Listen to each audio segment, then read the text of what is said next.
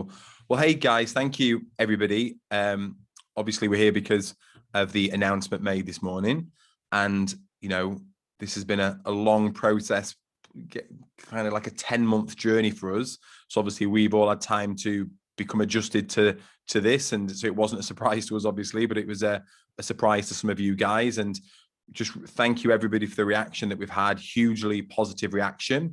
Some people have got, there's some negativity, there's some concerns, which is fine, and that's entirely what we've got this call today with. Before we announced it, there were a few people that I told under an NDA, and Simon was one of them. And so I explained this to Simon. Now Simon wears many hats. One of the accountants mastermind, as you can see there, coaching many accountants, so really understands the landscape very well.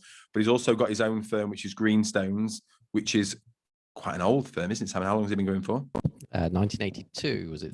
It was 1982. So Simon's been on this journey in his own firm with lots of acquisitions, and I've had conversations with Simon where he nearly knows every founder of every software company that's ever been developed, and then has seen that journey of them, of where some have been acquired or moved on or changed shape and various things. And obviously it's very personal to Simon because it affects his firm as well. So when I told Simon about this and that we're going to do a session like this, he suggested that rather than me turn up with a slick presentation and say the things I want to say, that it should actually be chaired by someone independent who is a member of the community, who has historically loved GoProposal, who has a firm of his own, which it directly affects the running of GoProposal in his firm. And he also has a commitment to many other accountants and bookkeepers in the UK and around the world as well, and helping them to build their practices. So he's got lots of different reasons for him to understand this and for him to get his questions aired. And so I thought it was best for Simon to chair this. So Simon's brought his own questions, of which there are many, and you guys have been invited to bring your questions as well, of which there are many. Simon's got them all. There is no rules around this. He's not been asked to kind of filter anything. Everything is absolutely game on, and I will be as authentic and honest as I have always been. And so I hand the reins over to you, Simon. Brilliant. Thank you, James. So as James said, I've got a list of questions that I've prepared. I spent the morning going through both our Facebook group and James's Facebook group and LinkedIn as well, looking at questions that people have posted on there. And I would also invite you, please, as we go along today, is to post the questions in the Q&A box. So to the right of your raised hand feature, the one with the two little boxes, the Q&A, if you pop them in those in the Q&A box, I will gladly ask them as we go along. And Ryan, I think you've put one in the chat box. If you just move that across onto the Q&A box for me as well, so I don't miss it. In the background as well, we've also got Jack from as a team member that's come along to answer some questions for you, and we've also got Paul Barnes, obviously accountant to Map, who's only here briefly but is going to answer a couple of questions for us as well. So if you've got any questions, please pop them in the Q&A box and I will gladly ask them for you. So James, just for clarity, it is GoProposal and Oversuite that have both been transferred to Sage. Everything, and my book and me. Everything has gone, and James and everything has gone across to Sage, just for clarity. So the first question, James, and I know as a business owner, selling the business ultimately is always in the back of your mind because you're building an asset that obviously you want to capitalize on. Yeah. But what's your main overriding reason for selling the business at this point? Yeah, I don't think it's something that was in the back of my mind, Simon. It was front of mind. When we started this business, it was always a business that was built to sell. I'm a big believer of the book by John Warrillow called Built to Sell, to design it from the start that way. And, Paul, obviously we started this for the GoProposal in Map, and Paul has worked very closely with me to help me to kind of plan out what this journey is going to be and at what point makes sense to personally to exit and for the product to exit. So everything we've done has been very intentional. We never took investment. We wanted to kind of grow this under our own steam. But once we got to a certain point, then we knew we would sell. So I've had, for the first time in my life, kind of a financial plan and monthly management accounts to make sure we're on track to doing that. In terms of the timing, I think it came a bit sooner than we expected, really, Simon. So we always had a plan to exit, and we knew at what point we'd want to that, but we didn't know what point in time that would come. And kind of late last year, we started to get interest from a few companies, and it was serious interest. and that interest ramped up. So by kind of December last year, there were 3 people talking to us and 3 companies talking to us. It didn't kind of materialize. And then in February of this year, we set out in earnest to actually see, is this actually the right time? Let's take it to market. And even at that point, Simon, we didn't know what the reaction would be when we took it. But obviously we considered it as a family, we considered it as a team, and considered it with Paul as well, and felt it was the right time. Okay, so there's always been an ambition, obviously, that most business owners have to sell it, and the actual decision to sell at the moment was driven by them approaching you rather than you going out and promoting it and trying to offload it, for want of a better phrase. Yeah, no, Sage didn't approach us. It was businesses approaching us and us realizing that actually we'd achieved our financial targets. That was the first thing personally. But over the last, I've never grown a software business before, Simon, done my very best with it. And towards last year, as we started to, broaden and start to do more things, we got to a point where, like, Jack will testify, like, he came to me, he's like, what do we do about this? How do we improve this metric? How do we record this? I'm like, I have no idea. I've never been to this point before. And so we have been actively reaching out to other accounting software companies and other partners that we work with. And we've got some, we've had great relationships, and we'll continue to have great relationships with the likes of Xero and Quickbooks. They've been very supportive of us. Someone at Quickbooks has been mentoring Morgan on here and done really helped us out. But it gets to a point where 2 things really. One is, you kind of start to need extra help, and where, not from a financial point of view, we've always been a very financially stable business, but from a growth and a governance and a guidance point of view, we're starting to need extra help. And also, and I think everyone can relate to this, as a business owner, you're always thinking what can go wrong. Like, what if another software company comes along? What if our competition gets even more investment? What if, we have a global pandemic? Like, all these things that constantly make you worry. You're always trying to figure out that, making sure that you've got it in check. And so you get to a point where for the sake of the product, for the sake of our client base, for the sake of the team, it's right to do something, to bring some, extra guidance and governance and support in, because, God forbid anything would happen to the product and we lose it. So we knew we were getting to that point where it was getting to a size there. Could I have scaled it even further? Could we have grown it even bigger? Probably. But I've also got a young family. I've got 3 children, 2 very young children. And, every business owner on here will know, as you're growing a company, some things got to give. So yeah, could we scale it to 5 million revenue or 20 million revenue? Perhaps, but it would have been at the cost of something else. And personally, it was the right time for us to do this. Okay, thank you for sharing that, James. And if we move on to the acquirer, which I think has caused, it's fair to say, a bit of consternation within the community this morning as to why Sage. What was it about Sage that that made you want to accept their offer? Yeah, so I guess firstly, as someone selling the business, you only get to sell it to other businesses that actually want to buy it. Like, you don't get to choose. You can't just choose, I am going to sell it to you. If they don't want to buy it, or they don't have an interest in developing practice management software, or they have, a different strategy, then they are never going to be of interest to you. And, as we went on this journey, and I'll reveal what I can, guys. I've always been very open and honest and transparent. I'll reveal exactly what I can. So we started the process in February and started to prepare the company for this. We took it to market. We had quite a bit of interest for us, and it got down to 2 offers, 2 very good offers that were put forward. This offer was not the highest offer, so I can't say any more about the financials of the deal, other than this was not the highest offer we were given, but it was the best offer. And obviously, I wanted to make sure that we had a company that would respect everything that we'd built to date, and that would, want us to continue with our roadmap, because I know what's coming and what we're doing with the product, and I did not want anyone to impede that at all. I wanted to find the right home for our customers. We've always been very passionate, Simon, I'm a director of a firm myself, and Paul's on here, very passionate about helping accountants and being on the side of the accountants and championing accountants and helping them to build strong practice management, and GoProposal spearheads that. So I wanted to make sure that whoever was getting it had a clear strategy, that it wanted to continue to support the accountant and bookkeepers, bookkeepers, and see that as an important thing. But the primary driver, and I can say this with hand on heart, was to find the right home for the team. My team have always been my priority, because if I cannot find a place for my team to flourish, for them to give them the right environment, for them to be absolutely supercharged, there is no way they can do what they need to do for the customers. So I needed to find the right home for the team. And maybe I'm probably going to be revealing far too much here, but I don't care.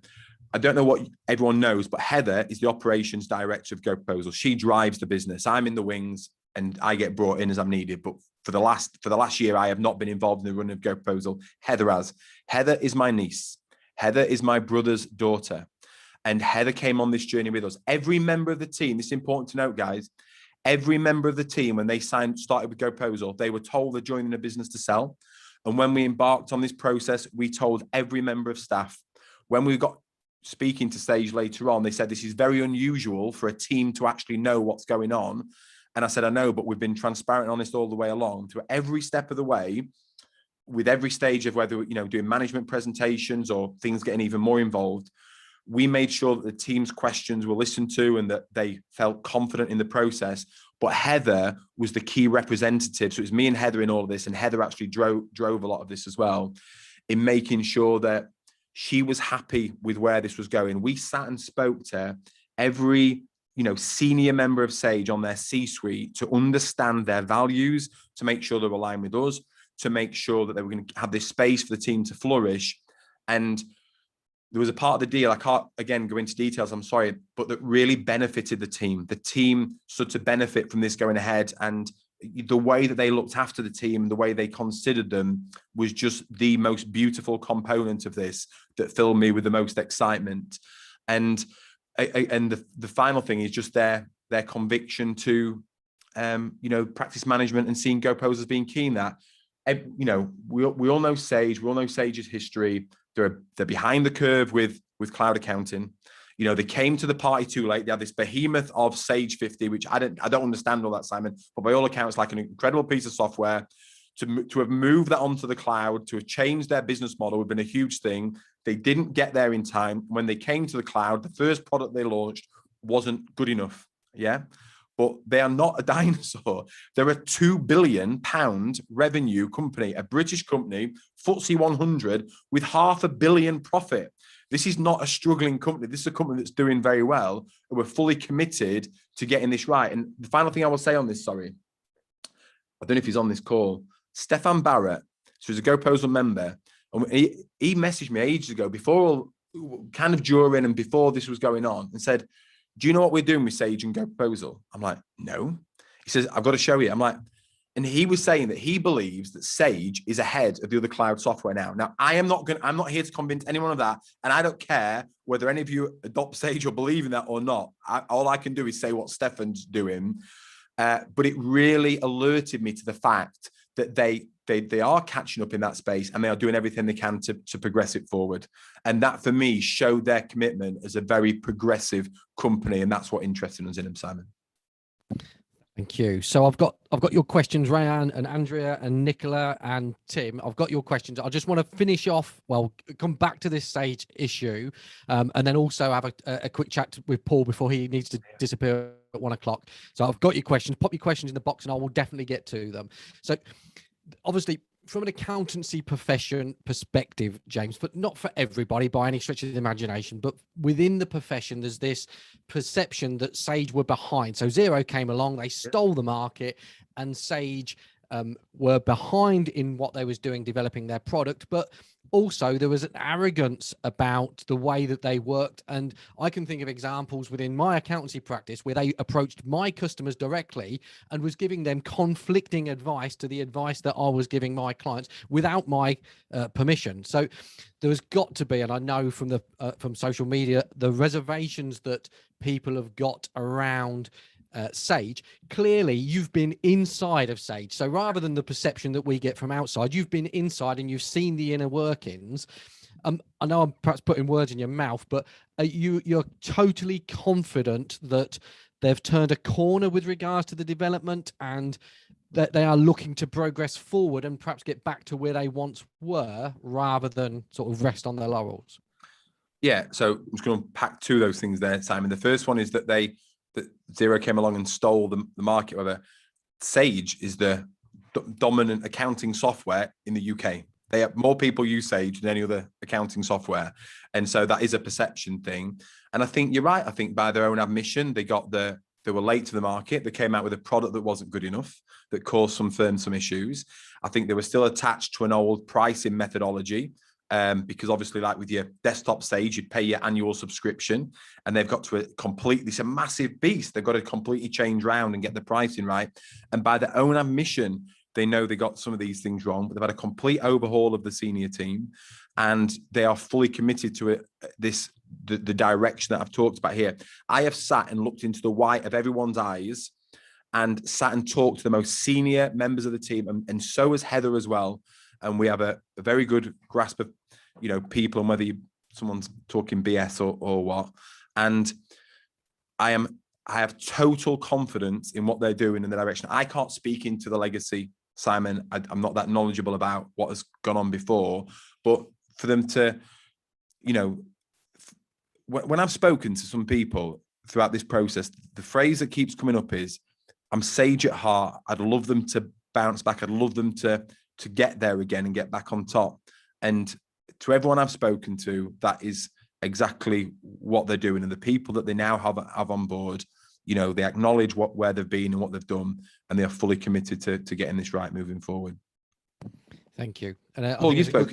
Sorry. Sorry, I think it's a really good point, because what happens, and I know this, I mix with forward-thinking, innovative accountants, and the assumption is that all accountants are like the people that we mix with within the GoProposal community. And what you forget is there are accounts out there that are not even on LinkedIn or Facebook and stuff like that. So there's a massive market. I think the chap from Xero told me that 80% of accountants don't use cloud-based software at all.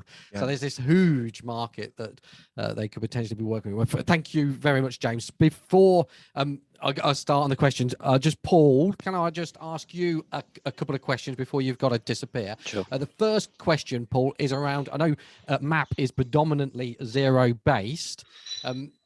Will the sale to Sage have any effect on Xero or QuickBook members? No, and I think that's probably people's most common concern, to be honest. And as James says, this isn't just about trusting in Sage. This is about trusting in James and trusting in the team at GoProposal. As James said, this was not the highest valuation offer that we received. It was the one that we felt the best overall package for the team, for the users, for us as shareholders. And we're not asking people here to move to Sage as a product. We're not asking you to leave Xero as a product to move to Sage. We're asking you to continue to trust in the GoProposal team that continue to fight for all the members in the community. James doesn't change overnight. Heather, Jack, Morgan, they don't change overnight. They're the same people that have been supporting you all this time. And all that's changed is the people that own the shares in the business. So I think you all know that James is too passionate to sell his soul, if you like, and do this at the detriment of users. I can't believe how much traveling he's done over the last few months to make sure that the users are going to be protected. Nothing is disappearing. We're not going to start making lots of promises about the roadmap and then be left to be embarrassed. We're only going to share the things that we can say with certainty. But nothing's going to go backwards. No Xero integration is going to be switched off or reduced. No Quickbooks integration is going to be switched off or reduced. Sage are, a commercial business, and they would be absolutely crazy to do that, because the vast majority of GoProposal members use those products and use them with GoProposal.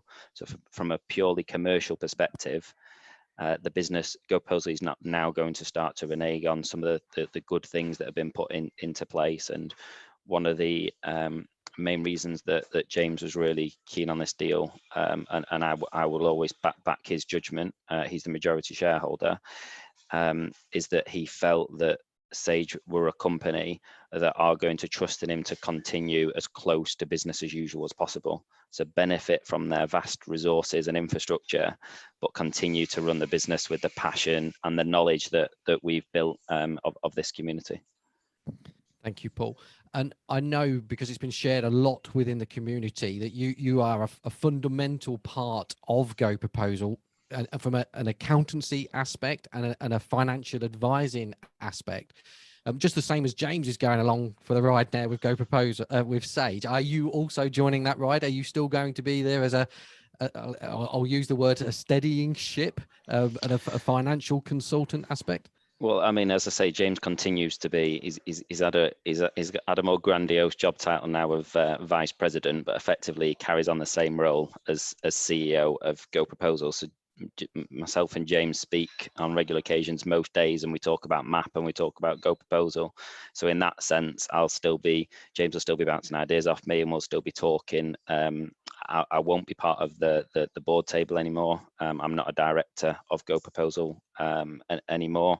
But what we do, my continuous involvement is providing the outsourced finance function to GoProposal, which is something that I was delighted and very proud of the MAP team to be able to say that a PLC has decided to retain us as the outsourced finance function beyond that transaction. And when I first got on the phone with Sage, which was actually quite far down the process of the transaction, to talk with my MAP head on as to what our future involvement is going to be, I was expecting to say, thanks for your input so far, we'll take it from here, thank you. But their line was, we want to know that we've got your continued commitment to providing this finance function to the level and quality that you've done so far.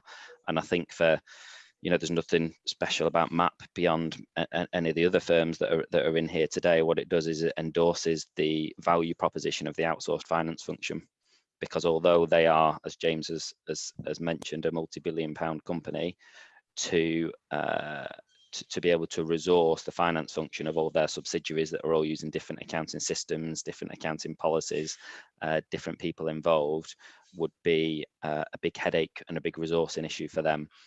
So they've got, as you would expect, stringent turnaround times on MAP now for delivering reports quickly after month end to be in line with their consolidated reporting.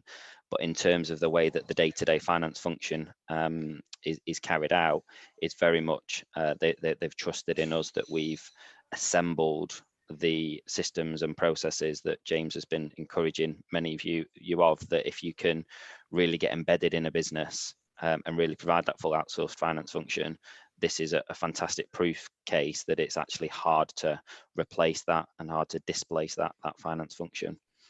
So that's going to be my ongoing official capacity, if you like, as a supplier of GoProposal, if you like. But I no longer belong to GoProposal as an employee or a director, but I will be speaking to James on a daily basis, and that won't change. I was going to say, you'll still be my friend, won't you? That's the main thing. Yeah. But just on that, when I heard the news about MAP, because we fully expected that to stop, what I liked about that and what they've echoed in other things as well is, we want to preserve what you've got. Like, we don't want to change or break what you've got. You've got a great business. It's working really well. Why are we going to take anything out of it? We want it for all the good stuff you're doing. And what they in fact said is, we actually want to learn from you in some respects. Like, there's certain things that you're getting right that we're not getting right, and we want to learn from you. One of the things I said is, I'm going to warn you now, I'm likely to be a terrible employee, just so you know that. And they said, we want you to be a terrible employee. We want you to be James the entrepreneur. We're not trying to turn you into corporate James. We want you to be entrepreneurial James that challenges us and argues with us and shows you, stands up for what you're doing that's right. And I think when you see these big companies, you can either stand and criticize them and you can moan about them, or you can get involved and you can be an actual part of positive change. We're only 13 people in a company of 13,000, but they are going to feel our force, and we're going to maintain our standards and show them, how we do things. Yeah. And as I said before, just to be clear, we are MAP is a Xero firm. We're not a Sage firm. We always believed that Xero was a better product than Sage, but that I think it would be a narrow-minded view to say that we're going to go with the company that has the best accounting products. That would be naive for the community as much as it would for us. And as James will talk about, it takes two to make a deal. They need to want us and we need to want them. And Sage were the company that wanted us. And from all that we've seen with the people that we've dealt with there, from C-suite level to people on the floor, we've had a really good relationship. And James can be a Marmite personality, particularly for many senior professionals, but they've been able to warm to James's personality and feel that he's someone that they can back and get along with. So that was really important. Thank you, Paul. I know you've got to disappear, so Thanks, thank Paul. you very much for coming in. Jack, are you in the background? Can I badger you to pop forward? And I don't know whether you just want to disappear for a minute, James, just so I can have a. Oh yeah, sorry. I'm I'm actually going to fill my water up. So I am literally going to walk out the room. Well, can you just introduce Jack, or Jack introduce yourself, or something like that? Is that okay? Jack, can you just introduce yourself? Yeah, sure. So head of client success at GoProposal. So I've been with James since sort of day one, well, very early, employee number one, and work in the client success team. So with Danielle, Chris, Nuala, Cassie, those guys that you're all more than aware of, I'm sure. So you've been with James from the start, Jack. What did you think when you was first told? Yeah, sure. So the initial reaction was surprise, and it's not surprise because I didn't think it would ever happen. It was just surprise to be told about it. But that sort of surprise, pardon me, sorry, was obviously mixed in with a little bit of apprehension, a little bit of fear. What did it mean for me? What did it mean moving forward? But then also a little bit of excitement, because at GoProposal, we've always done things very lean. We've always been very sort of agile with what we've done, but that's come with its downsides. I know certainly recently, Chris, Cassie, Nuala, Danielle have been absolutely sort of off their feet with all the work they've had to do, and working lean has meant a lot of pressure has been put on those guys. So actually, part of the sort of announcement James mentioned, it was excitement for what we could do, how we could grow, and what we could become off the back of that, really. So what point did you get involved, Jack? Is it because I know lots of accountants and lots of business owners, they basically walk in at 9 o'clock and say, hello, I was at the solicitors yesterday and I sold the business. Yeah. Type scenario. Was it like that? Yeah, sure. So it wasn't like that at all. James is obviously a very open and transparent guy. GoProposal, very open and transparent with everything that we do. So I was involved in the initial conversations with other companies that were interested from the very beginning, and I've been involved from the beginning of the process that has led to Sage buying us as well. So been very much involved and had things shared with me that I could have shared with me from the very beginning, really. Thank you. And this is a bit of a loaded question, but Susan's asked it earlier, so I thought, are you happy about the move? Is it something that excites you? Yeah, sure, absolutely. As I say, it's a mixture. I'm not going to say it's all complete happiness. There's no negativity in there, or there's no worry in there. It's a big change. There's unknowns coming forward. Reading people's comments in the Facebook community obviously gives you a bit of apprehension, but on a whole, I'm very, very happy about it. I think, just going back to that initial point of it being a lean company, and just me and James to start with, and then me, James, and Heather, and then slowly but surely building things up, is often there's been a lot of unknowns. So for myself, I've had to reach out to people in the role further down the line from me, try to speak to people in different companies to try and understand what we should do next, and often put a foot forward without being completely sure if that was the right way to go. What it feels like now is there's going to be people that have got a lot of experience in this area and have done a lot of this to grow a business to £2 billion revenue, as James mentioned, and that will have that support there while also having the freedom to maintain the GoProposal DNA. So that sort of blend of the resource and the expertise, while knowing that we can keep GoProposal as GoProposal, is very exciting. And the community aspect of it, Jack, has always been very important, I know, to the members. And I've heard it and seen it umpteen times, that the value that people get from the community is equal to, if not more than, the actual software. And some people say it's worth paying for the software just to get access to the community. Yeah. What changes will they be to the community, if any, as a result of this transaction? I mean, there shouldn't be any. We've going to continue business as usual with the community. We still protect it and defend it. Only people who are GoProposal members can get in there. So there may be like a couple of Sage representatives in there, but it's not going to change. It's not like everyone who's a Sage customer will be able to jump in. It will be very much as it is, and want to maintain that organic nature that we've got in there. I don't see that changing much at all, really. So the contributions from you and your colleagues and James will stay exactly the same, basically. So there'll be no change to that at all. Yeah, I mean, hopefully it should go up. I mean, like I say, people like you've got Chris, I'm sure you all worked with, Nuala, Cassie, Danielle. These guys have got so much work on at the minute. They're really, really stretched, and they're not doing as much of that as I'd like to. These guys want to be working with you guys, adding value, having those conversations, and they've not been able to do as much of that as they would have liked. And I think this move is going to allow us to be resourced in a way where we can do more of that stuff. So if anything, there'll be more of that sort of interaction. These guys will be able to work with more of you in more valuable ways, I think. Thank you. And this might be a question for James rather than you directly, but what's going to happen with customer support? Is it staying with you guys? Is it moving up to Newcastle? Are we going to have to dial an 0845 number and press 6 and 7 and 2 and 1 and sit on the phone for 3 hours before we get answered? How's that going to work? No, that's all going to stay with us. So we are looking to resource up within the team, but that's not because we're looking to change the way we do things. We've needed to resource up for a long time. We've been holding off because we've been going through this process. So hopefully we're going to be able to work with more of you guys, with more resource, more people that will go through the GoProposal recruitment process. So still going to be defending our values with the people that we hire, making sure they're the right fit. And we're still going to be there on the chat or on Zooms, helping out you guys as we can. So yeah, I don't see that changing much at all. If anything, it should get better. Excellent. Thank you, Jack. So I've got, oh, James, you're not, I can't hear you. There you go. Right. Hear me now?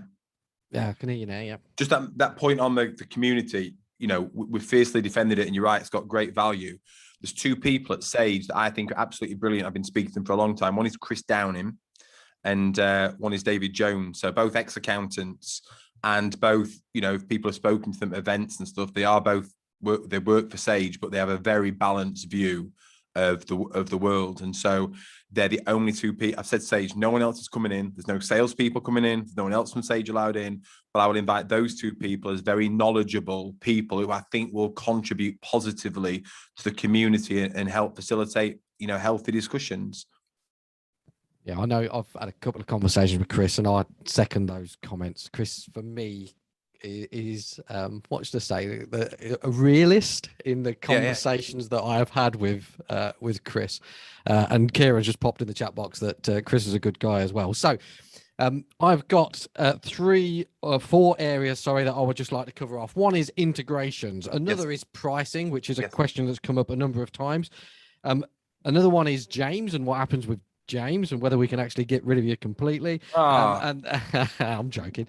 And then obviously the roadmap with going forward. But before I look at those, I just want to run down the questions that we've got in the Q&A box already. So question 1, James, will there be an integration with other software other than Sage, i.e. Xero and Quickbooks Online? Completely, yeah. So we're fully committed to all the integrations that we've got and exploring those. And again, as a precedent, if you look at auto entry, which Sage acquired 18 months ago, all those integrations still stand. So yeah, we've got some innovations coming with them. In fact, Simon, so everything as business as usual. Okay. And then Rand's asked, will you still be working on the Center and Xero integrations? Yeah, absolutely. Yeah, all the work that's in place we'll continue to develop those. And I've had messages this morning from Xero. I've had messages this morning from Quickbooks. I've had messages from the founder of Center, and they've all rang to congratulate us and to thank us and look forward to working with us in a better, in a new capacity. We've got, as Jack alluded to there, I think we've got seven adverts out for client support. We're recruiting 6 new developers. Like, you don't know what it was like. We had an outsourced developer to start with for the first few years of GoProposal, right? He used to work for me on a Wednesday. That was the reality. Then we got our first full-time developer. That was such a big deal for us. We're self-funded. We've got money in the bank. Then we grew to 3 developers. With 3 developers for a business of our size, it is not many, I promise you. And so to get a company and say, yeah, okay, you can now recruit 7 new developers rather than the 1 you had planned for this year. It's like, we can do everything that we planned on doing. We don't have to now make a decision. Do we sort this out or do we work on this? It's like, game on. Let's go for everything. And then anonymous attendee has asked, when will Sage integration be available? Do you know? So I was actually pushing for that to happen throughout this process, it would be done for the announcement of the launch, and they were like, "No, we'll get round to that." So there is a Sage integration on the way. We've got it planned out. It will just mirror what we have with Xero and QuickBooks initially, and then then they'll start to progress those. But yes, the Sage integration is planned. I don't want to give too many promises on this, but I will do my best. But I think it's planned for this quarter, so we're into Q4 now. So I do think the Sage integration is planned for Q4. I will have to ask. Thank you. And then Andrea has asked, will Zapier with GoProposal continue to be developed? The current beta phase doesn't. Yeah, you just broke. You frozen. Oh, there you go. You got. Yeah, you froze. So Andrea's asked, will the Zapier with GoProposal continue to be developed? The current beta phase doesn't go far enough for her. Yeah, completely. Yeah, all part of our roadmap. Yeah. Okay. And then this question's come up a number of times in the Q&A box, and I think we'll just answer it once and for all. So Nicola and Tim have both asked, along with a few others, about who else was interested in acquiring GoProposal, and can't say that. And without being too rude about it, difference that makes to anything in life anyway, given that we are where we are. Going to be involved, and if so, in what capacity? You just broke up there for me, Simon. Ask me that question again. Sorry. Craig has asked, is James going to be involved? Yeah. And if so, in what capacity?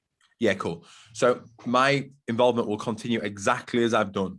So so in terms of the work that I do, which is producing videos, we're actually recruiting for another editor, film editor, to try and produce more video content from me. If you can imagine that, Simon. So more video content. We're going to be doing more webinars because we've had a lot of success with those. I'm going to be speaking at more events. I'll still be there from a strategic development point of view of the product. So as and when the team want to bring me in, they will do. They kind of like to keep me out anyway, and certainly for the last year, they don't like me. They see me as I'm called an accidental diminisher. So I've been learning myself to not be an accidental diminisher, i.e. keep out of the way. So the team bring me in as and when they want them to be. So like this week, Jack's coming over and we're working on a new process flow for the team, which we've been working on for a few months. So we're doing that together. I'll be working on features and ideas and things, but really it's about leveling up and how can I bring the most value? So one of the new things, Simon, is writing my book. So I know we had a challenge as who's going to get the book released first, but I am on writing my book. I've just been distracted as of late. So I'm committed to doing that, and that'll get launched in the new year. So as part of the deal, I'm committed for at least 2 years to this process. So you have to put up with me for at least 2 years. And when I read my contract, I was like, you want me to work 9 till 5, Monday till Friday? So I have to actually work a lot more perhaps than I have done historically. So there we go. But then beyond that, and I know that some people have asked this question, the reality is I'm not sure. Like I've not really seen beyond today, to be honest, Simon. I've always had interest in small businesses and helping them go on the journey that I've been on. I think I will have some interest in that outside the accounting industry. But to my mind, if everything plays out as I expect and hope it will, I think I've built up some good credibility in this space and able to bring value to this space. And whatever I can do that, I'll continue to do that. And I'm happy to continue to do that under the guise of an umbrella of Sage, and work with them in some capacity long beyond that. But certainly as part of what we're doing here with the full integration of GoProposal into Sage, it's a minimum of 2 years. And just whilst I've got you on that point, then, because I know one of the questions that I see in the forums was around the academy. Mm-hmm. Is the academy disappearing? Is it being integrated with a Sage product, or is it staying where it is? Yeah, really interesting. So I didn't know about this, but like Sage, whatever people think of them, they are still the dominant source of educational information in this space, and they have their own university, and that so many people come to regardless of what software they use. So I think that the academy content will be going into that to benefit Sage members, and our current academy will continue to evolve. So the next book that I'm writing, which I've not got the name of it yet, but it's for those firms that were involved with the April challenge or the Spring Forward challenge that we did around how to reprice clients. That's what the new book's going to be about. And as we do that book, all of the videos that we get from there will be committed back into the academy. So that's the next course that we're working on there as well. So yeah, still full steam ahead with all of those things. And hopefully I'll be freed up to do even more of that. You appear to have frozen, Simon. I don't think it's me. I think it's you, but I can see all of the questions here as well. So I'll carry on ticking these off. What is the GoProposal team most excited about and looking forward to? I think just having that support, guys. I think having, you know, someone in their corner that knows what we're doing. So, you know, we don't have to guess what we think is the right thing. And, you know, giving them that assurances. As a small startup business, like I said, as a small startup business, as I say, you're always panicking. What could go wrong? Are we stable? Is everyone's job secure? Well, all of a sudden, we don't have to have one eye on what could go wrong and one eye on what can we make go right. We can focus all of our efforts onto what we can make right. And so I think just that security, Jared, that you've asked about there. Nicola, is the practice management going to be GoProposal standalone, or is this going to be a Sage product? I don't use Sage, but I was excited to see where GoProposal was going to go, and still able to use the products that GoProposal is developing. Okay, so if we can just talk a little bit about the roadmap, guys. So everything I've shared with you about the roadmap, in that GoProposal is becoming the full onboarding piece. So the place this starts with is with the CRM functionality. So at the moment, GoProposal centers around proposals and doesn't actually center around the concept of clients, which is why you can't import your clients into there. It's a pain when you're searching historically for clients and various things like that. Well, the great news is that since the beginning of this year, the development team have been building out the CRM and have been working on that. And it's there or thereabouts, about to go live. We probably need to bring in some beta testers, but this is a massive breakthrough, because what this means is once we can now capture client data, we can have a client portal that we can get more information from, and that allows us to facilitate the full onboarding piece and everything else that goes with that, such as fulfilling the AML function and gathering all of the data you need to be able to fully onboard a client either into your company or into additional services on a renewal basis as well. So we're fully committed to building out the entire onboarding journey. And not only that as well, all of those other innovations that we've talked about, the concept of live proposals, of real-time pricing, live engagement letters, opportunity mapping, all of these things that we've discussed. Sage are very interested in all of our future developments and will preserve those. Now, there will be an integration in terms of our software, because they actually have the way that their software is built, without getting into too many technical details. They've already got some elements that we can actually go and pinch to make our GoProposal onboarding journey happen quicker. So we can go and take that component and then continue to build ours. And so you won't have to use Sage at all. There is no fear of that. The full, certainly onboarding suite, we'll be able to retain and will stand completely independent of Sage, even though we may lean on some of their technology that they already have built, because it makes no sense for us to have to go and rebuild that ourselves. I have answered that one.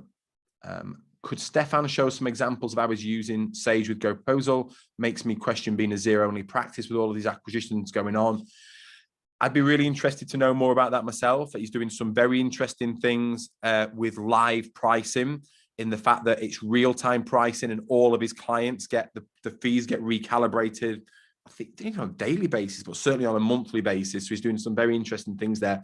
I've never actually looked at how he's doing that or how that works. So yeah, it'd be great if we could get Stefan on a call at some point and ask him to share whatever he's willing to share. But he's doing some brilliant things. I went and met his team this week. They've got an award coming up as well. Yeah, doing really good stuff.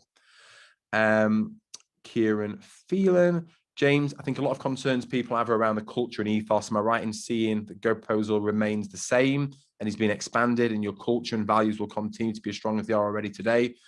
Personally, I have less concerns on this front as the key players such as Heather and Jack and Paul. You've created a great culture that members love you. Thank you. Look, the values and culture that we've created have allowed us to achieve what we've achieved with a relatively small number of people. And they have our DNA through and through. When people talk about values, they very often talk about all the fluffy stuff and all the cutesy stuff and table football and coffee machines and all that stuff. To my mind, standing up for values is about having difficult conversations. It's about being prepared to let people go that aren't right and that don't uphold those values. And I think that's something that we've managed to maintain throughout all of this. Our recruitment process is rigorous. We have a very unique recruitment process. So even though we're bringing in new staff now, that's not Sage doing that. That's Sage giving us the resource and the funding to do that. But that is our recruitment process.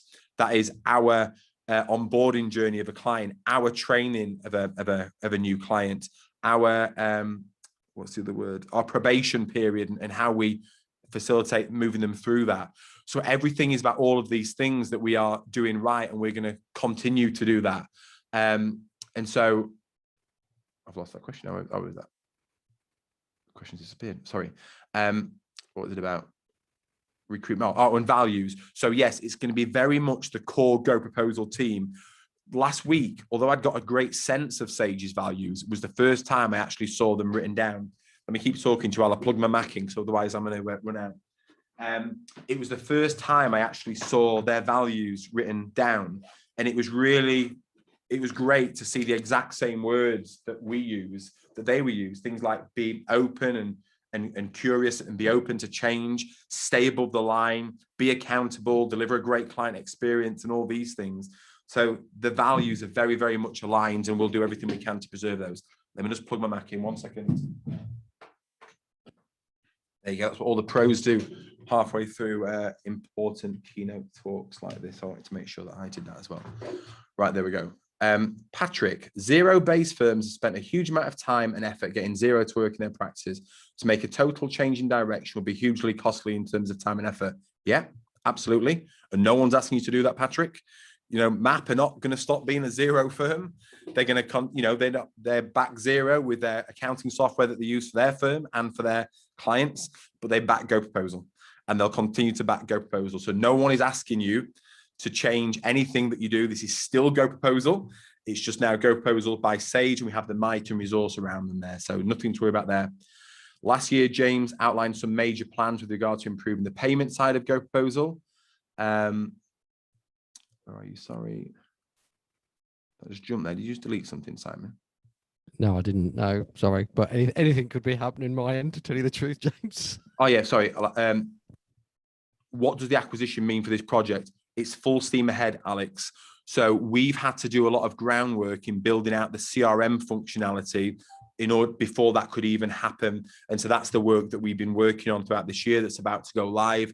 The next thing we've then got is the concept of the live proposals, live engagement letters, and then we can bring in the payment mechanism, which allows all that to happen as well. So our roadmap was very much, that we've shared with you, was shared with Sage. They loved everything that we're doing. They don't want to change that. They just want to be able to put some fuel behind that and get us going there quicker. So absolutely full steam ahead with that, Alex. Gillian, why Sage? Why did Sage buy if most GoProposal users are Xero users? It's part of their strategic direction, Gillian, which is their commitment to practice management. So they want to focus on helping firms to build out solid practice management, both here in the UK, in Canada, in English-speaking countries generally, South Africa, US, Australia. So they want to focus on building out that practice management. And their exact words were, GoProposal is the very best software at doing this. And GoProposal spearheads all successful practice management. That's why they wanted us. The fact that we have most Xero users are integrated with Xero and all that thing, that wasn't the key part of it. It was that they wanted that functionality, because they see that, helping accountants, supporting accountants to achieve the best practice management they can is the future. And that's why they saw us as really important. Ben Randall, as developers, how far in advance do you get access to updates of other accounting software providers? For commercial reasons, could this be, for example, for Xero not to share in a timely fashion with GoProposal to prevent loss of competitive advantage versus Sage, detrimenting the integrations? I don't think so, Ben. Our integrations with the accounting software is relatively quite simple, really. It generates the engagement, generates the invoice and fires that out and syncs up the data. They're not complex integrations. I don't doubt they can be better and improve. But I've had messages from everyone at Xero today and congratulating us and looking forward to continuing working with us. It makes no sense for any major providers in this space to kind of cut ties with other people or not to support each other. There's a big wide world out there. There's a big ecosystem. Everyone's running in their own lane. So it makes no sense for people to that. Is James the vice president? Who's the president? I did think this myself, Ben. I don't know who the president is, but I'm officially VP of GP. So I will find out who the president is, unless someone wants to text me and let me know. I'll find it out. Does the delayed integration not give any warning signs? I'm not sure what delayed integration you mean there. Is he integration with what? But there are certainly no warning signs. If there are anything slowing up on an integration side of things, it's entirely on our side, and building the CRM from the ground up has been an absolutely mammoth piece of work. And so anything like that is not on anyone else's doing, but other than our own.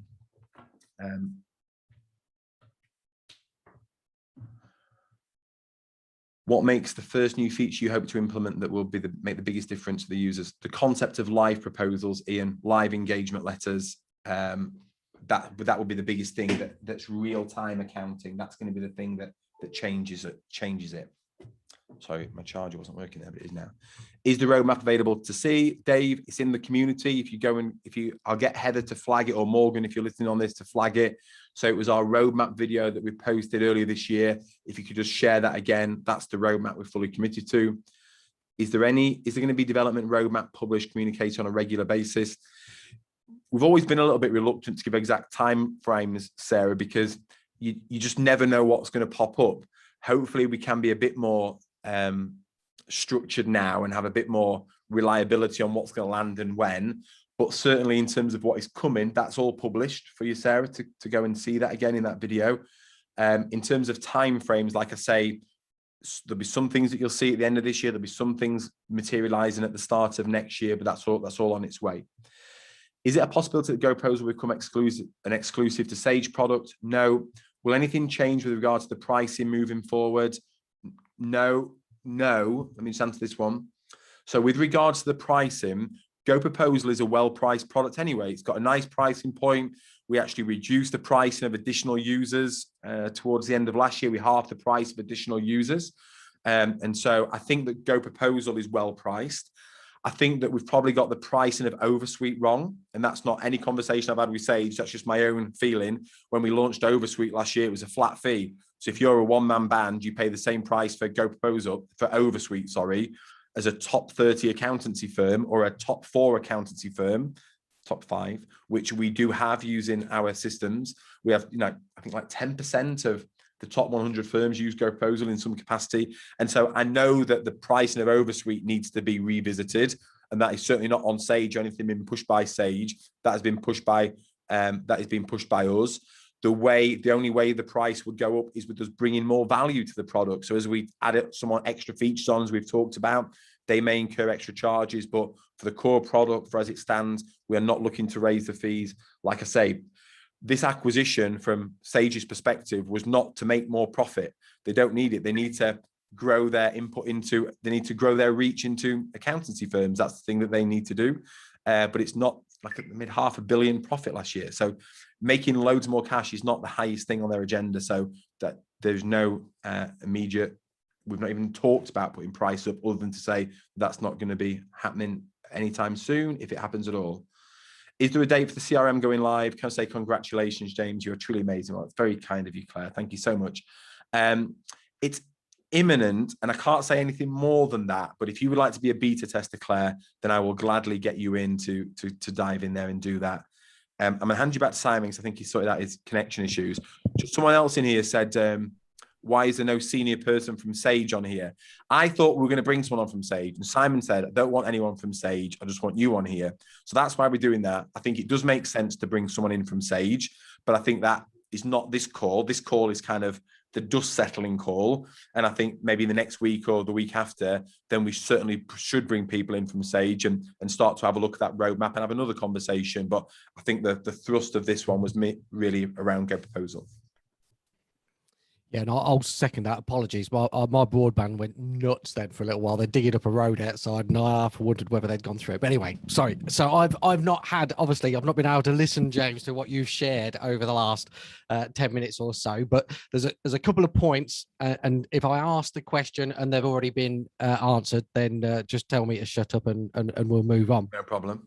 I didn't think it was appropriate for Sage, the new wife, if you like, to be in the room today. I'd rather have had James and Paul to answer the questions without compromise and somebody else sort of watching over their shoulder, if you know what I mean, from the point of view of being a panelist. So that's completely my responsibility, and I totally agree. It would be good to get Sage along to come and have a chat about what their plans are going forward. Just to come back, and if you've answered this already, James, please tell me to move on. Yeah, I will.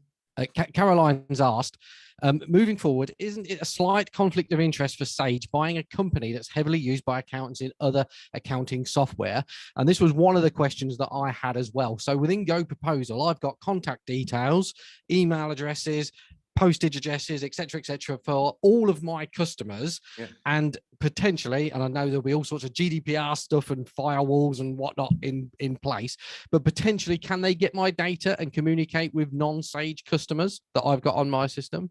Yeah, this has been a fear that people have had since we started GoProposal, because we're connected to MAP. Like, I had people ringing me up saying, but you're connected to an accounting firm, so surely you can come and get my clients and try and poach them for your accounting firm. It's like, why would we do that? It's like, that's your data. Like you say, protected under GDPR and everything, so it can't just be shared out there. It makes no sense for Sage of all the accounting software companies. I know, well, I don't know, other accounting software companies can do whatever they want, but it makes no sense for Sage to upset any accountants. They want to be befriending accountants and not doing anything that could upset them by reaching around them. They very, very much want to work with them. So all of the data is protected. In terms of kind of like what you charge for stuff and things like that, Simon, like there's strict laws around that, around anti-competitive practices. So to find out what everyone's charging and to even share that. I actually think, and we had a GoProposal member once come to me and say, you must have some really valuable data in there that would actually benefit us. Like, what's the speed at which proposals get accepted? What's the conversion rate and all this stuff? And I always thought, yeah, there probably is some data that could actually be anonymized and shared back with you to benefit you, but we don't have the data mining skills to do anything like that, Simon. So if anything was to be looked at or whatever, it would be done in consultation with people, and it would be done to ultimately benefit you. There is no one's going to be emailing your clients and trying to flog them Sage products. That would just be the worst thing. Okay, thank you. And then Caroline's asked a subsequent question around, what do Xero and Quickbooks think of the sale to Sage? And I think you mentioned earlier that you've spoken to them this morning. Yeah, look, they're all mature businesses. No one's petty in this space.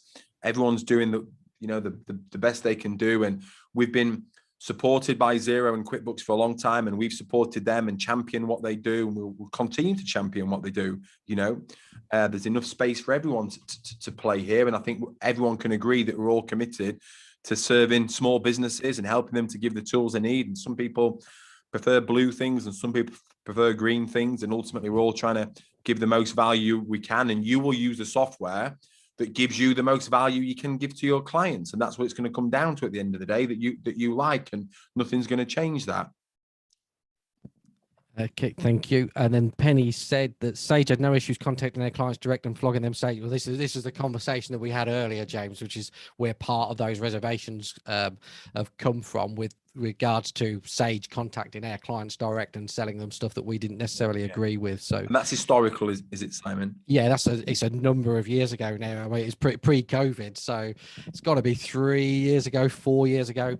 And I'm mildly sensitive about it because I remember walking into a client's office at the time and them telling me what they'd done, which was, and it was like one of those moments where I know this was my communication, but it was one of those moments where I'm sure we had a conversation about this 3 weeks ago where I said, don't do that. And there was already in for, well, it was best part of 1,600 quid. So there is a sensitivity around that within the accountancy community too.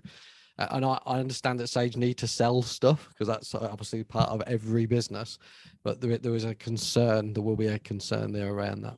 Yeah, definitely. And look, it's the same with other software as well. And we've seen that evidenced in other software companies whereby they've reached around the accountants and famously tried to, sell things, and people have been very outwardly spoken, and they've quickly, retracted and said, sorry, we shouldn't have done that. We won't do that again. So I think this is not just a thing for Sage. This is for all accounting software companies to, if they're working with accountants, to fully respect what that they're the chief communicator, and that they own the customer at the end of the day, and that anything that should be done should be in consultation with you. So I don't just think that's a Sage thing to address. I think we've seen that with all the accounting software companies at some point, some more recent than what you've just talked about there.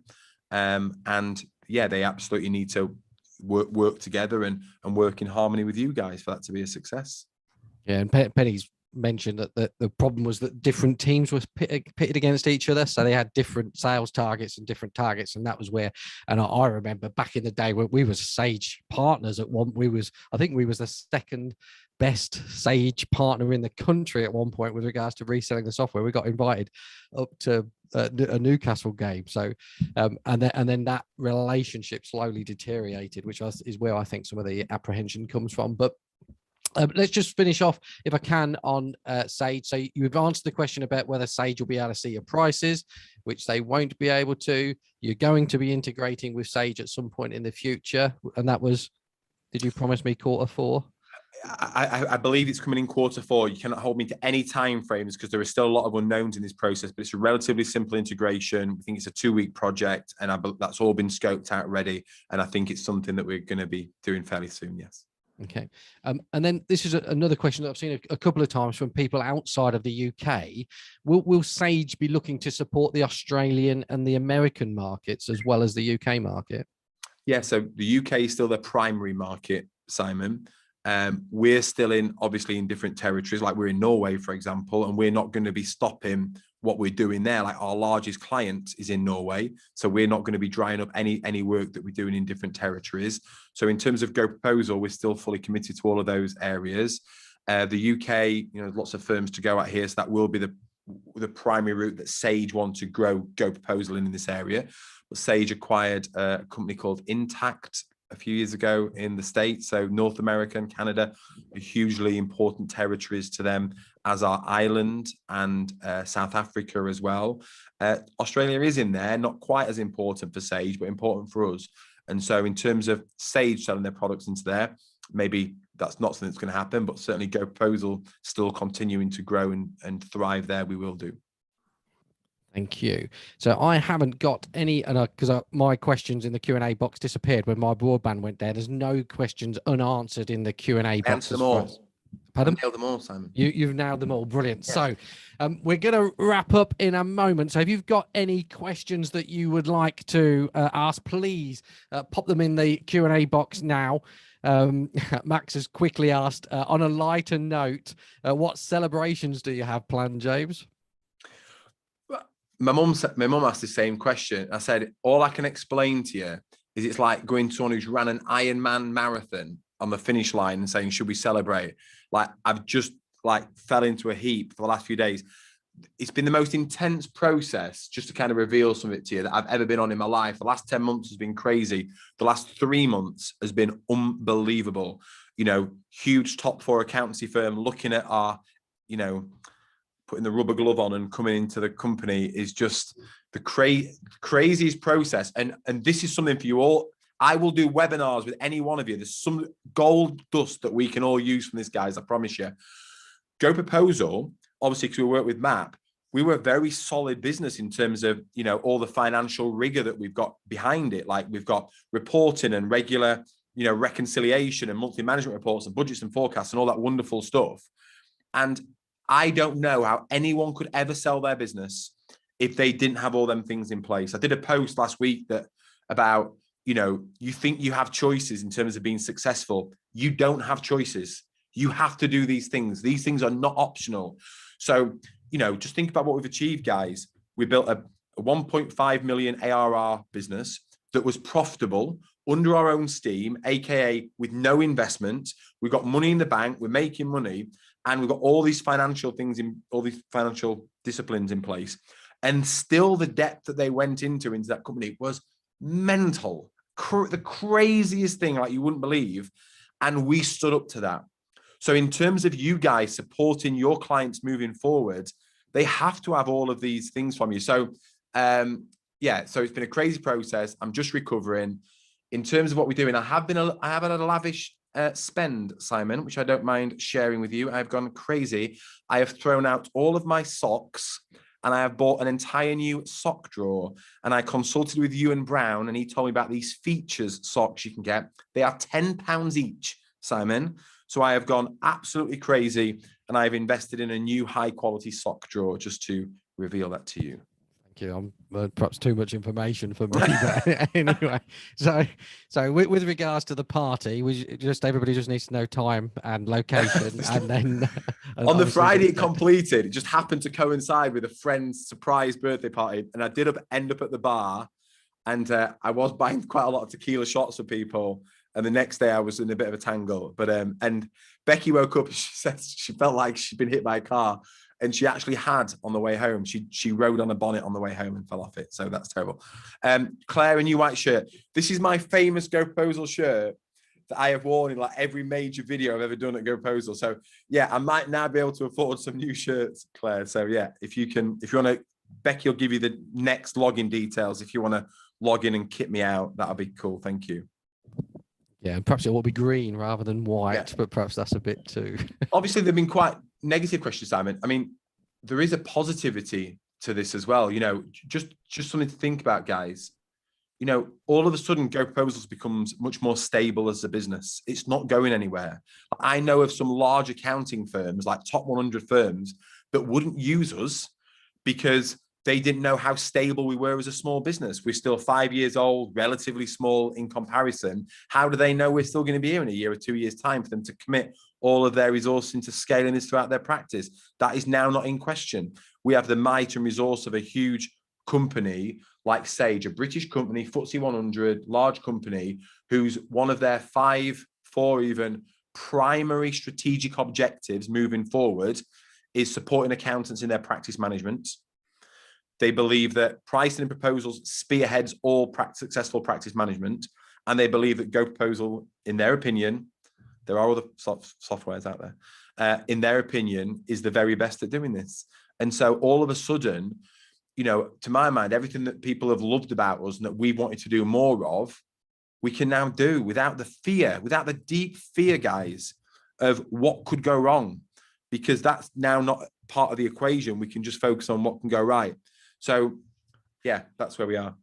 Is there any positive, you know, like I say, you've done a great job, Simon, asking all the negative stuff. And I know you have concerns and things, but is there anything that does kind of excite you about this deal or give you confidence personally? I know I've asked you that before. But... Yeah, massively. So if you look at the fear aspect of it, there is a relationship that I, as a practice owner, have with GoProposal and all that goes along with GoProposal. And all of a sudden, that relationship has changed because it's moved on. Now, my initial reaction is that creates uncertainty, and you often talk about providing certainty. So there is an element of uncertainty there for me, and the world has changed, and all of a sudden, my brain is trying to process this new life, if you like, new area. And then once I've gone through and reconciled those questions, then we can move forward. But it's no different to anything in life where you think you get up in the morning, you go for a ride, and all of a sudden you crash your car and you didn't expect to crash. So something comes along and it's unexpected. So from my perspective, I probably, to tell you the truth, I probably would have picked somebody other than Sage, but then I look at the alternatives and think, well, I wouldn't pick them, I wouldn't pick them, I wouldn't pick them.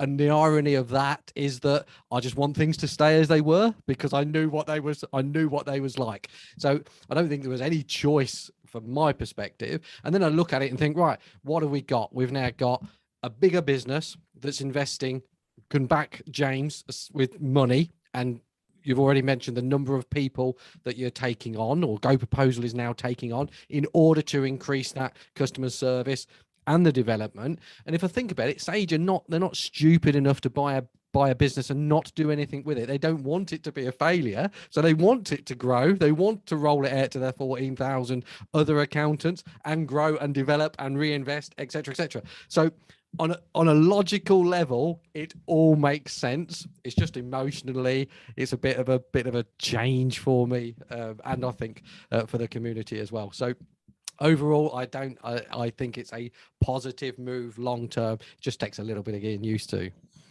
Definitely. And I think, you know, initially, like the thought of going through this myself, Simon, like I don't feel like my work's done here yet. Like, I feel there's more to do. And with what we've got committed into the product, and, you know, I've made some great friends throughout this process. And I'm just really glad that, like, when I first started looking at it and I knew that we were about to do this, or even before this, I'm like, but, you know, my own ego kicked in and thought, yeah, but I want to keep going. I want to grow to this size. I want to continue and stuff. But then you have to kind of balance it. And for me to have done that, it wouldn't have been fair for my family.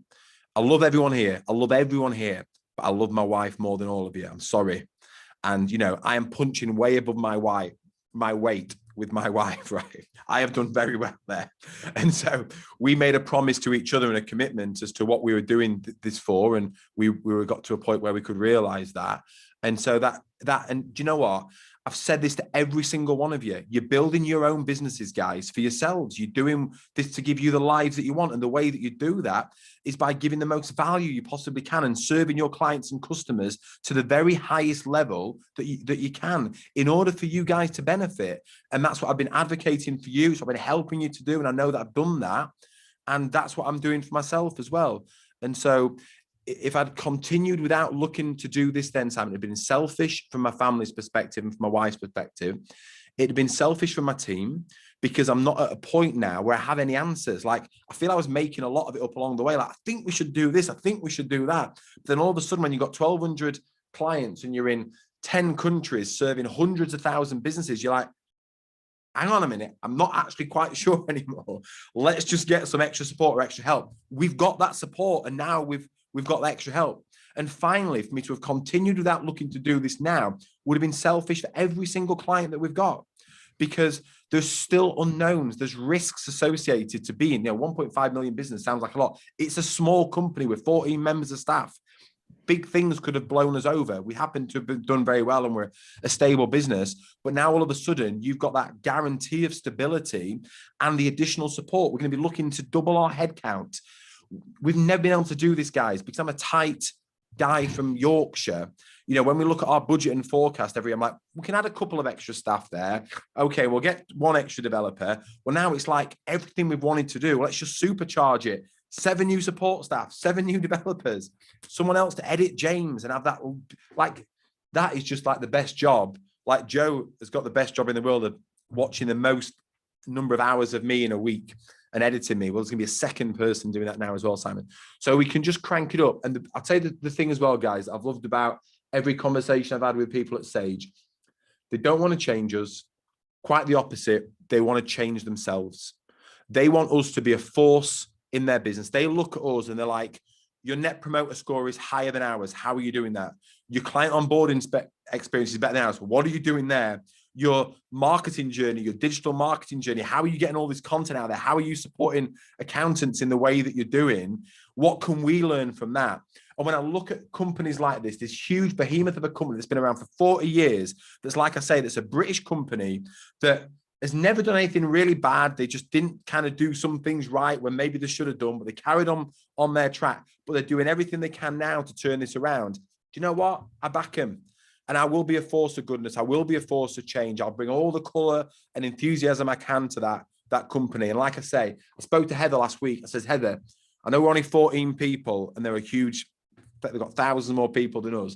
I said, have you ever watched the film 300 with the 300 Spartans against 50,000 Persians? I said, we're going to be like that. We are going to be a force in there. Our standards are not going to slip for a second. We are going to maintain them. And every single member of Sage, everyone in that company is going to know about us and they're going to feel us, because we're not going to let this slip, guys. We're going to do everything we can for you, everything we can for the industry, and everything we can for Sage, and we're committed to it. Thank you. I love the passion, James. Love the passion. So everyone's got my details. If anyone wants to speak to me personally, message me. You can have my mobile number. You can ring me. You can chat to me. I'm here in my office in Doncaster. Anyone wants, it's the most accessible place in the world. M1, M18, everything passes at A1. Anyone wants to come and have a coffee with me, you're all welcome anytime. I rang as many people as I could before this went through to kind of explain what was happening, to have that conversation, to be as open and transparent as I could, as we've always been, guys. I'm here, my team are here, we've got an office in Manchester. I've now got a new office in London at the Shard, by the way. and one in Newcastle. So if anyone wants to meet me there as well, guys, love to catch up with you. And hopefully all the things that you love about us and me, if you do love anything about me, you're just going to see more of it. Brilliant. Thank you, James. So that's all of my questions that I've written down, all the questions out the Q&A box. Is there anything else you would like to add, James, before we disappear? I don't think so, guys. All I would like to say is just thank you to every single person on here and who's watching this later, who has championed us and backed us on the journey so far, and you've trusted us to make big difference in your firm. All I ask you to do is just to continue to back us and continue to trust us. And that's all I'm asking from you. And then our commitment to you, back to you, will be to show you that you're continuing to make the right decision. Just give us the time to do that, guys. And hopefully you'll see that you've made the right choice by working with us and continuing to work with us. Let's keep the conversation going. Don't dwell on anything. If anyone's upset about anything or you want to speak to us, just reach out in the community.